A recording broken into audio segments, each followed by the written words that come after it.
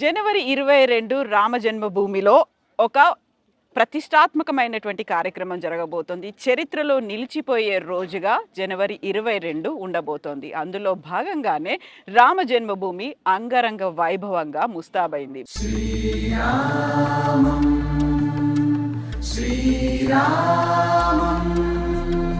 భవ్య దివ్య రామ మందిర నిర్మాణంలో ఎంతో మంది పాల్పంచుకున్నారు. సాధు సంతుల దగ్గర నుంచి కార్యకర్తలు ప్రతి ఒక్కరూ కీలకమైనటువంటి భాగస్వామ్యాన్ని పోషించారు. అందులో అతి ముఖ్యమైనది ప్రధానమైనది విహెచ్పి. ప్రస్తుతం మనం ఉన్నాము రామ జన్మభూమి తీర్థక్షేత్ర స్థలంలో ఉన్నాము. మనతో పాటుగా ఉన్నారు విహెచ్పికి చెందినటువంటి central joint general secretary Koteswara Sarma garu. Koteswara Sarma గారు నమస్కారం అండి. జై శ్రీరామ్. జై శ్రీరామ్. సో కొన్నేళ్ల తరబడి చేసినటువంటి పోరాటం, ఎన్నో ఏళ్ల కళ, ఆల్మోస్ట్ ఒక దశాబ్దాలుగా ఎదురు చూస్తున్నారు. అది నెరవేరబోతోంది జనవరి 22న మీ కళ్ళ ముందు ప్రత్యక్షం కాబోతోంది. ఎలా అనిపిస్తుందండి ఒక్కసారి వెనక్కి వెళ్ళి చూసుకుంటే, మీరు చేసిన పోరాటాలు ఇవన్నీ చూస్తే? ఇది పోరాటం కంటే ఇది 500 సంవత్సరాల యొక్క మహాయజ్ఞంగా నేను భావిస్తున్నాను. ఈ మహాయజ్ఞానికి ఈ దేవాలయం యొక్క విగ్రహ ప్రతిష్ఠ అనేటువంటిది మహాపూర్ణావతిగా నేను భావిస్తున్నాను. కాబట్టి ఈ రకంగా 500 సంవత్సరాల పాటు మందిరం కోసం అని చెప్పని పోరాడి ప్రాణాలు అర్పించి కృషి చేసినటువంటి మహనీయుల అందరి యొక్క వారి యొక్క తప ఫలితంగా, వారి యొక్క బలిదానాల ఫలితంగా ఈ రోజున మన జీవితాల్లో మన యొక్క సౌభాగ్యంగా ఈ దృశ్యాన్ని, ఈ కార్యక్రమాన్ని నిర్వహించటము, ఈ సంఘటనలో పాల్గొనడం అనేటువంటిది ఒక అనిర్వచనీయమైనటువంటి చిరస్మరణీయమైనటువంటి ఆనందాన్ని కలిగించేటువంటి క్షణంగా భావిస్తుంది. 30 ఏళ్ల క్రితం రామ జన్మభూమి కోసం ఇక్కడ కార్యకర్తలు, కరసేవకులు అందరూ తరలి వచ్చారు. ఇప్పుడు అది 1992లో జరిగితే 2024లో మీరు అనుకున్నటువంటి, అందరూ ఎదురు చూస్తున్నటువంటి అందరి కళ సాకారం కాబోతోంది. ఈ దాదాపు 30-34 సంవత్సరాల యొక్క నిరంతరమైనటువంటి పోరాటం, ఇది ప్రత్యక్షమైనటువంటి యుద్ధం లాంటిది కాదు. అంతకుముందు వరకు జరిగినవన్నీ ప్రత్యక్షమైనటువంటి యుద్ధాలు. ఆక్రమణ, మందిరాన్ని పడగొట్టడం కోసం చెప్పని ఆక్రమణ చేయడము, తిరిగి దాన్ని స్వాధీనం చేసుకోవడం కోసం చెప్పని రాజులు, అయోధ్యకు సంబంధించినటువంటి సాధువులు, ఉత్తరప్రదేశ్కి సంబంధించినటువంటి ప్రజలు, ఇక్కడ పరిపాలనలో ఉండేటువంటి రాజులు, వీళ్ళందరూ కూడా వారు యుద్ధం చేసి దీన్ని స్వాధీనం చేసుకోవడం కోసం ప్రయత్నం చేశారు. చట్టబద్ధమైనటువంటి పద్ధతిలో, రాజ్యాంగబద్ధమైనటువంటి పద్ధతిలో, ప్రజాస్వామికం అనేటువంటి పద్ధతిలో పోరాటాన్ని సాగించాము 1984 సంవత్సరం నుంచి.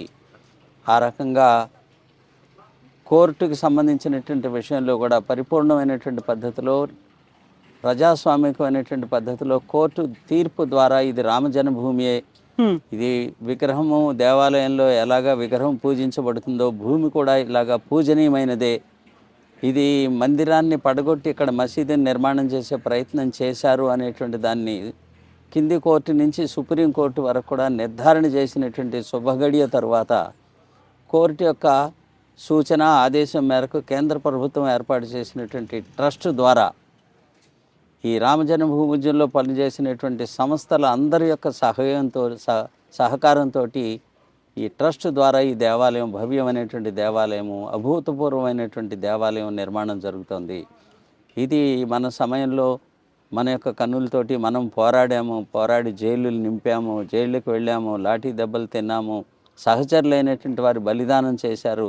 వాళ్ళందరి యొక్క కృషిని, ఆ దృశ్యాలని తలుచుకున్నప్పుడు కలిగేటువంటి ఆనందం వర్ణనాతీతమైనటువంటిది. ఈ రోజున ఈ మహాపూర్ణాహుతి రూపంగా ఈ ఆనందాన్ని అనుభవించి, ఈ దీపావళి ఎప్పుడో ఆశ్వయుజ మాసం తర్వాత వచ్చేటువంటి దీపావళి అనేటువంటిది ఇప్పుడే మనం మార్గశిర మాసంలోనే జరుపుకునేటువంటిది ఒక శుభగడి అనేటువంటిది నేను భావిస్తున్నాను. ఇప్పుడు శ్రీరాముడు పుట్టినప్పుడు ఇక్కడికి ఎంతమంది వచ్చారో తెలియదు. ఆయన కళ్యాణం, ఆ తర్వాత పట్టాభిషేకం, ఆ టైంలో ఎంతమందికి ఆహ్వానం అందాయో కూడా తెలియదు.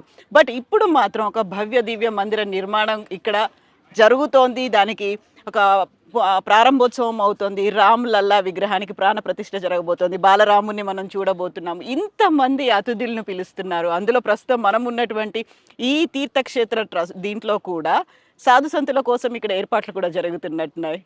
మన దేశం మొత్తం నుంచి ఈ ఈ రోజున ఈ కార్యక్రమంలో 22వ తారీఖు జరగబోయే కార్యక్రమంలో అందరూ పాల్గొనేటువంటి అవకాశం లేదు సహజంగానే. దేవాలయం కూడా నిర్మాణంలో ఉన్నది. 3 అంతస్తుల దేవాలయంలో కేవలం గ్రౌండ్ ఫ్లోర్ను మాత్రమే పూర్తి చేసి బాలరాముడి విగ్రహాన్ని ప్రతిష్ఠించేటువంటి వ్యవస్థ జరుగుతుంది. దేవాలయ ప్రాంగణం అంతా కూడా మిగతా 2 అంతస్తులు నిర్మాణానికి కావాల్సినటువంటి రాళ్లతోటి మిగతా యంత్రాలతోటి నింపబడి ఉన్నది. కాబట్టి అక్కడ కూర్చునేటువంటి అవకాశం కూడా 6-7 వేల మందికి మించినటువంటి అవకాశం లేదు దేవాలయం ఎదురుగా కూర్చుండానికి. అందుకని చెప్పి పరిమితమైనటువంటి సంఖ్యలోనే అందరినీ కూడా అతిథుల్ని పిలవడం. ప్రత్యేకించి 1984 నుంచి జరిగినటువంటి ఈ ఉద్యమం యావత్తు సాధు సన్యాసుల యొక్క నేతృత్వంలో జరిగింది. వారి యొక్క మార్గదర్శనంలో, వారి యొక్క ఆదేశం మేరకు విశ్వ హిందూ పరిషత్తు తదితర సంస్థలు కలిసి పనిచేసి దీన్ని సాధించాయి. కాబట్టి పెద్దపీట సాధువులకు వేసేటువంటి విధంగా 4,000 మంది సాధువుల్ని ఈ కార్యక్రమానికి పిలవడం, దేశంలో పరమవీర చక్ర పొందినటువంటి దేశాన్ని రక్షించినటువంటి సైనికుల కుటుంబాల నుంచి ఒక ప్రతినిధిగా ప్రతి ఒక్కరిని పిలవడం, అట్లాగే కరసేవ సమయంలోనూ రామజన్మభూమి ఉద్యమంలోనూ బలిదానం చేసినటువంటి కరసేవకుల యొక్క కుటుంబాల నుంచి ఒకరిని పిలవడము, ఆ రకంగా సమాజానికి సంబంధించినటువంటి అనేక జీవన రంగాలలో ప్రముఖమైనటువంటి అఖిల భారత స్థాయిలో ప్రముఖమైనటువంటి వ్యక్తుల్ని ఆ రకంగా ఎంపిక చేసి పిలవడం జరుగుతుంది. ఆ రకంగా ఒక 2,500 మంది ప్రముఖుల్ని, ఆ రకంగా మొత్తము 7,500 మంది ప్రముఖుల్ని మాత్రమే ఈ కార్యక్రమానికి ఆహ్వానించగలిగాము. కాబట్టి మిగతా వాళ్ళందరినీ కూడా 23వ తేదీ నుంచి మీకు అనుకూలంగా ఉన్నటువంటి సమయంలో మీరు అందరూ వచ్చి దర్శనం చేసుకుని వెళ్ళండి అని చెప్పి ఆ రకంగా ట్రస్ట్ ద్వారా పిలుపునివ్వడం జరిగింది. ఈ పిలుపునిచ్చేదానికి కూడా ఒక భవ్యమైనటువంటి కార్యక్రమాన్ని తీసుకోవడం జరిగింది. రాముల వారిని పూజించినటువంటి అక్షింతలని దేశవ్యాప్తంగా కాదు, ప్రపంచవ్యాప్తంగా అన్ని దేశాల్లో ఉండేటువంటి హిందువులకి ఇంటింటికి అందించేటువంటి విధమైన కార్యక్రమం. ఈ అక్షింతలతో పాటుగా దేవాలయం యొక్క ఒక చిత్రపటము, దానితో పాటుగా 22వ తేదీ ఇక్కడ ప్రతిష్ఠ జరిగేటువంటి సమయంలో మన అందరం కూడా ఈ ప్రతిష్ఠ కార్యక్రమాన్ని చూడడం కోసం చెప్పిన ఒక చోటే ఏకతీర్థమై కలిసి కూర్చుని టీవీ ముందు ఎల్ఈడి స్క్రీన్ ముందు కూర్చుని ప్రత్యక్ష ప్రసారాన్ని చూసేటువంటి దానికి ముందు దేవాలయంలో మన అందరం కూడా కలిసి ఆ దేవుణ్ణి పూజించి దేవతలందరి యొక్క ప్రసన్నత కోసం అని చెప్పిన పూజలు, ప్రార్థనలు, భజనలు, కీర్తనలు నిర్వహించుకుని ఈ ప్రత్యక్ష ప్రసారాన్ని చూడాలి. ఆ రోజు సాయంత్రం దీపావళిని జరుపుకోవాలి. ఇల్లు ఊరూరు మొత్తం కూడా మరొక దీపావళి మనం ఈరోజు జరుపుకోవాలి 22వ తేదీ అనే పద్ధతిలో తీర్థక్షేత్రం ఇచ్చినటువంటి పిలుపు మేరకి ఈ మొన్న 1వ తేదీ నుంచి 15వ తేదీ వరకు ఇంటింటికి అక్షింతలు, ఈ చిత్రపటము, 22వ తేదీ జరపవలసినటువంటి కార్యక్రమాన్ని గురించి అందరికీ వివరించే విధంగా ఇంటింటికి వెళ్ళే కార్యక్రమం కూడా జరుగుతోంది. ఆ సమయంలో మీరు అందరూ కూడా సకుటుంబంగా మీకు అనుకూలమైనటువంటి సమయంలో మీరు వచ్చి రాముల వారిని దర్శనం చేసుకుని వెళ్ళండి అనేటువంటి పిలుపుని కూడా అందరికీ అందజేయడం జరుగుతుంది. విశ్వ హిందూ పరిషత్ భావనే విశ్వం అనే భావన. అయితే ఇక్కడ మనం రామ జన్మభూమికి సంబంధించి అందులోనూ మందిర నిర్మాణంలో పాలు పంచుకున్న తెలుగు వాళ్ళ గురించి మాట్లాడుకోవాలనుకుంటే, మీరు ఒక తెలుగువారుగా ఇక్కడ ఉన్నారు, విశ్వ హిందూ పరిషత్ తరఫున ఒక కీలకమైనటువంటి రెస్పాన్సిబిలిటీ తీసుకున్నారు. అట్లాగే మందిరానికి సంబంధించి ప్రారంభ కార్యక్రమంలో కూడా, ప్రాణప్రతిష్ఠ కార్యక్రమంలో కూడా తెలుగు కనెక్షన్ అనేది చాలా ఎక్కువ కనిపిస్తుంది కదా. ప్రత్యేకంగా అట్లాగా తెలుగు వాళ్ళు అనేది కాకుండా ఈ దేవాలయం యొక్క నిర్మాణము, ఈ కార్యక్రమం విజయవంతం చేయడం అనేటువంటి దాంట్లో యావత్ భారతదేశానికి సంబంధించినటువంటి అన్ని ప్రాంతాల యొక్క ప్రజల యొక్క ప్రత్యక్షమైనటువంటి పరోక్షమైనటువంటి సహాయ సహకారములు, ఇన్వాల్వ్మెంట్ అనేటువంటి తప్పనిసరిగా ఉన్నది. కాబట్టి ఆ రకంగా ప్రత్యేకంగా కేవలం తెలుగు వాళ్ళకి ప్రధానమైనటువంటి అట్లేం లేదు. ప్రతి ఒక్క ప్రాంతానికి సంబంధించిన వాళ్ళు వాళ్ళ యొక్క పాత్రను పోషించారు. ఈ రోజునే నిన్ననే నేపాల్లోని జనక్పూర్ నుంచి రాముల వారి అత్తవారి ఊరు, అది అత్తవారి ఊరుగా మా బాధ్యత, మా ఊరి యొక్క అల్లుడు, అందుకని చెప్పి ఆయనకి సారిని తీసుకుని వచ్చారు. అవును, సుమారుగా ఒక 150-200 కిలోల డ్రై ఫ్రూట్స్, అమ్మవారికి చీరలు, అయ్యవారికి పట్టుబట్టలు, దానితో పాటుగా పూజకు కావలసినటువంటి వెండి సామాన్లు, బంగారపు ఆభరణాలు, ఇవన్నీ కూడా వాళ్ళ రూపంలో తీసుకొచ్చారు. ఆ రకంగా సమర్పించారు. ఆ రకంగా నేపాల్ దగ్గర నుంచి కన్యాకుమారి వరకు దేవాలయానికి సంబంధించినటువంటి తలుపులు చెక్కేటువంటి శిల్పులు కన్యాకుమారి నుంచి వచ్చి చెక్కుతారు. ఈ శిల్పాలు చెక్కేటువంటి రాతి శిల్పాలు చెక్కేటువంటి వాళ్ళు రాజస్థాన్, ఒడిస్సా నుంచి, బెంగాల్ నుంచి వచ్చి పనిచేస్తున్నారు. అట్లాగే ఇక్కడ కావలసినటువంటి ప్రతిష్ట రోజున వచ్చేటువంటి అతిథులందరికీ తేనీరు ఇవ్వడం కోసం చెప్పి అస్సాం నుంచి వాళ్ళు తేయాకును పంపించారు, టీ పొడిని పంపించారు అస్సాం ప్రజలు. ఉమ్, మేఘాలయ నుంచి అల్లం వచ్చింది, టన్నుల రూపంలో వచ్చింది. ఈ రకంగా ప్రతి ఒక్క ప్రాంతం నుంచి ఈ రోజునే ఒక స్వామీజీ గుజరాత్ నుంచి ఫోన్ చేసి నేను ఒక 108 వీల్ చైర్స్ దేవాలయానికి పంపిస్తున్నాను. ఓకే. ఇట్లాగా దేశం మొత్తంలో ఉండేటువంటి ప్రతి ఒక్క ప్రాంతానికి సంబంధించినటువంటి వాళ్ళు ఉత్సాహంతో ఈ కార్యక్రమంలో తమ యొక్క భాగస్వామ్యం కోసం తాము చేయగలిగిందే తాము చేస్తూ ఉన్నారు. ఉమ్, ఆ రకంగా జోధ్పూర్ నుంచి ఒక ఆశ్రమానికి సంబంధించినటువంటి గోశాల నుంచి వాళ్ళు దాదాపుగా 20 టన్నుల యొక్క స్వచ్ఛమైనటువంటి నెయ్యి. ఆవు నెయ్యి తీసుకుని వచ్చారు ఎడ్ల బండి మీద. ఉమ్, 5 బండ్లు కట్టుకుని బండ్లతోటి ఇక్కడికి తీసుకొచ్చి రాముల వారికి సమర్పించి వెళ్ళారు. ఈ రకంగా అనేక మంది ప్రతి ఒక్క ప్రాంతం నుంచి వాళ్ళు పంపించగలిగింది. ఛత్తీస్గఢ్ కౌశల్యాదేవి వారి యొక్క జన్మస్థలం అవును. ఛత్తీస్గఢ్. అమ్మమ్మ వారి తరఫు నుంచి. 300 టన్నుల యొక్క బియ్యం ఉమ్, ఛత్తీస్గఢ్ నుంచి. ఇట్లాగా ఒక తెలుగు అనేటువంటిది కాదు, ఇక్కడ విశ్వ హిందూ పరిషత్తులోను లేకపోతే ఈ కార్యక్రమంలోను సంస్థల్లోనూ పనిచేస్తున్నటువంటి కార్యకర్తలుగా మేము ఇక్కడ ఉండవచ్చును. కానీ దేశానికి సంబంధించినటువంటి అన్ని ప్రాంతాల కార్యకర్తలు ఇక్కడ ప్రముఖమైనటువంటి స్థాయిలోనే పనిచేస్తున్నారు. అట్లాగే యావత్తు భారతదేశము, యావత్తు హిందూ సమాజము యొక్క పూర్తి ఇన్వాల్వ్మెంట్ ద్వారానే మహోత్సాహంగా నిన్న ఒక వీడియో చూశాను, ఆంధ్రప్రదేశ్ నుంచి వచ్చింది. అక్షింతలు ఇవ్వడానికి ఇంటికి వెళితే కాళ్ళు కడిగి నీళ్లు చల్లుకుని పూలదండ వేసి ఆరతిచ్చి ఆ తర్వాత అక్షింతలు తీసుకున్నారు. ఈ రకమైనటువంటి మహోత్సాహము రాముల వారి పట్ల భక్తి అనేటువంటిది ప్రపంచవ్యాప్తంగా హిందువుల్లో ఉన్నది. ఉమ్, కాబట్టి వారందరి యొక్క మానసికమైనటువంటి సంకల్పము ప్రత్యక్షంగా వారు పాల్గొనలేకపోయినప్పటికీ కూడా వారి యొక్క సంకల్పం కారణంగా ఈ 500 సంవత్సరాల విజయాన్ని పొందాం. కాబట్టి యావత్తు సమాజం యొక్క సంపూర్ణమైనటువంటి యొక్క ఇన్వాల్వ్మెంట్ అనేటువంటిది ఈ కార్యక్రమంలో ఉన్నది. సో మీరు అన్నట్టుగా సంకల్ప సిద్ధి, ఒక చిత్తశుద్ధి ఉంటే సంకల్పం అనేది సిద్ధిస్తుంది అనేది 500 ఏళ్లుగా ఎదురు చూస్తున్నది. ఇప్పుడు రామ్ లల్లా ప్రాణ ప్రతిష్ఠ జరగబోతోంది జనవరి 22న. దీంతో పాటుగా మిగతా అన్ని దేవాలయాలకు సంబంధించి మళ్ళీ వాటిని పునరుద్ధరించడం, లేకుంటే సరికొత్తగా మందిరాలు కట్టడం, ఇవన్నిటికీ ఇంకా ఎంత టైం పడుతుందండి? భారతదేశం హిందూ సమాజానికి సంబంధించినటువంటి ఒక ప్రత్యేకత ఇది. ఉమ్, ప్రపంచంలో భారతదేశం లాంటి హిందూ సమాజం లాంటి సమాజం మరొక సమాజం లేదు. గ్రేట్ రోమన్ ఎంపైర్, ఆ తర్వాత గ్రీక్ ఎంపైర్, పర్షియన్ ఎంపైర్, ఇవన్నీ కూడా ఒకే ఒక ఆక్రమణలో కొద్ది సంవత్సరాల పోరాటంలో అంతరించిపోయినాయి. అవును.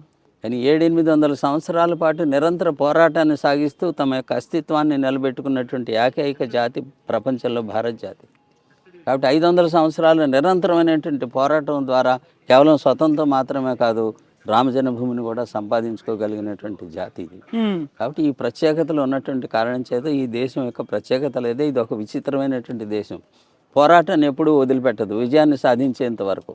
ఈ రకమైనటువంటిది ఈ గడ్డ, ఇక్కడ ఉండేటువంటి వాయువు, ఇక్కడ జలంలో ఉన్నటువంటిది ఒక ప్రత్యేకత.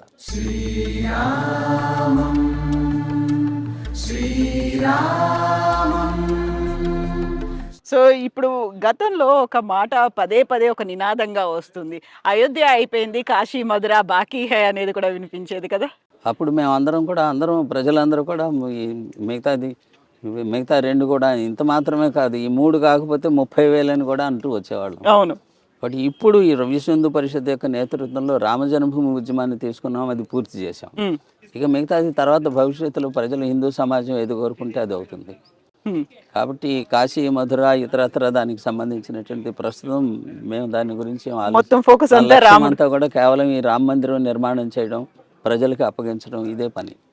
మిగతాది తర్వాత తరం వాళ్ళు వచ్చేటువంటి ప్రజలు ఏదనుకుంటే అది. ఇప్పటికీ జ్ఞానవాపి కానీ మధుర కృష్ణ జన్మస్థానం గురించి కానీ కోర్టులో జరుగుతున్నది. అవును. కోర్టులో హిందూ సమాజానికి అనుకూలంగా, ఇక్కడ కృష్ణుడికి అనుకూలంగా, అక్కడ విశ్వేశ్వరునికి అనుకూలంగానే ఇప్పటి వరకు కూడా కోర్టు యొక్క క్రమం అంతా కూడా జరుగుతున్నట్టుగా అనిపిస్తుంది.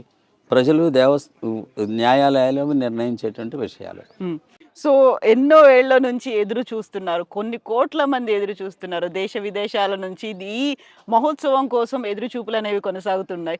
జనవరి 22 తర్వాత రామ జన్మభూమి అనేది, ఇక్కడ రామ్ లల్లాని ఎంతమంది దర్శించుకుంటారు, దానికి తగ్గట్టుగా ఏర్పాట్లు ఇవన్నీ కూడా. అంటే అయోధ్య మొట్టమొదటిసారిగా నేను 1979వ సంవత్సరంలో వచ్చాము ఇక్కడ. అప్పుడు భూమి పూజ అంటే శిలాన్యాసం, శంకుస్థాపన జరిగింది. అప్పుడు 89లో ఇక్కడికి వచ్చినప్పుడు టీ కూడా దొరికేది కాదు. ఒక పాడుపడ్డ ఊరిలాగా ఉండేది ఊరు చూస్తే. ఇవాళ సర్వాంగ సుందరంగా కనిపిస్తుంది. ప్రతి వీధిలోనూ ప్రతి ఇంట్లోనూ నిర్మాణం జరుగుతుంది. అనేకమైనటువంటి వ్యాపారాలు, దుకాణాల యొక్క సంఖ్య దారి పొడుగుతూ అనేకమైన హోటళ్ళు వచ్చినాయి, స్టార్ హోటల్స్ వచ్చినాయి. ఉత్తరప్రదేశ్ ప్రభుత్వము ఇది ఒక తీర్థక్షేత్రముగా దీన్ని వికసింపజేసేటువంటి విధంగా ఉత్తరప్రదేశ్ ప్రభుత్వము, కేంద్ర ప్రభుత్వాలు పనిచేస్తూ ఉన్నాయి. అద్భుతమైనటువంటి ఒక నిర్మాణం భారతదేశంలోనే railway station, Ayodhya railway station ఒక ప్రత్యేకతలాగా నిర్మాణం చేశారు. ఇంటర్నేషనల్ ఎయిర్పోర్టు ప్రారంభమైంది.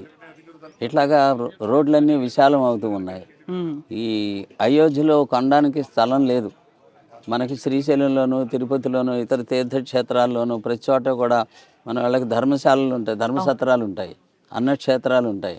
ఆ సంస్థల వాళ్ళందరూ దేశవ్యాప్తంగా అయోధ్యలో మేము అన్నక్షేత్రాన్ని ప్రారంభిస్తామనంటే స్థలం దొరకట్లేదు. సరియు నది అవతలికి వెళ్ళి కొనుక్కోవాల్సి వస్తుంది.